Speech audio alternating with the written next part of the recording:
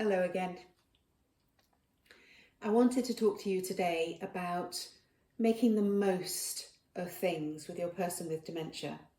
A lot of people talk about mindfulness, and that is a very useful tool to have in your repertoire. So we try to focus in the dementia healthcare field. We try to focus on what the person with dementia can do, not focusing on what they no longer can do. So we have a much more of a positive approach to looking after somebody with dementia than possibly we did in the olden days. So focusing on what they can do is really important.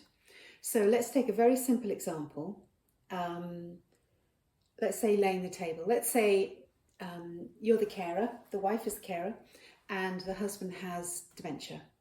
So perhaps your husband would normally help out around the house, do the washing up, lay the table for dinner, maybe hoover, dust, make the beds, change the sheets, trim the hedges, rake the leaves off the lawn. You know, the list is endless.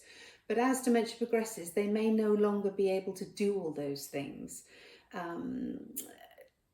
But what we want is to ensure that they feel they can still play a part in their relationship with you and their usefulness around the home. We all like to feel needed, and people with dementia are no different. So we may need to help them a little bit more to do the things that they always used to do. So let's take a simple example. Let's say your husband always used to lay the table while you did the cooking. Okay, so perhaps as their dementia has progressed, they may struggle to remember which cupboard the plates are in. They may struggle to remember where the knives and forks drawers are. They may struggle to remember that you always have a glass of wine with dinner. How can anybody forget that? They may struggle to remember all sorts of things. So what we need to do is to break down that task of laying the table for them. So instead of saying, can you lay the table?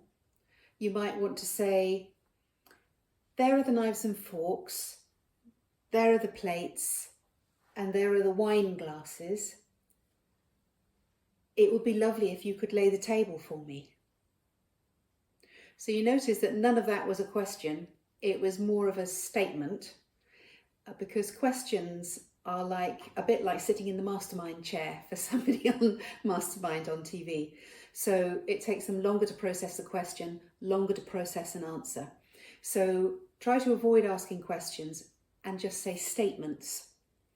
And I think with a bit of practice, it will come more normally and more naturally to you, and they will respond in a more positive manner.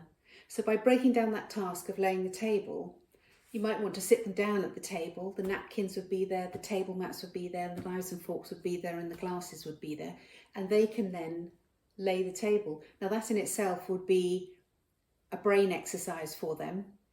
And they may get it wrong slightly, but it doesn't matter. The fact is that you asked them for help and they could still play a part in helping you. And that's really important.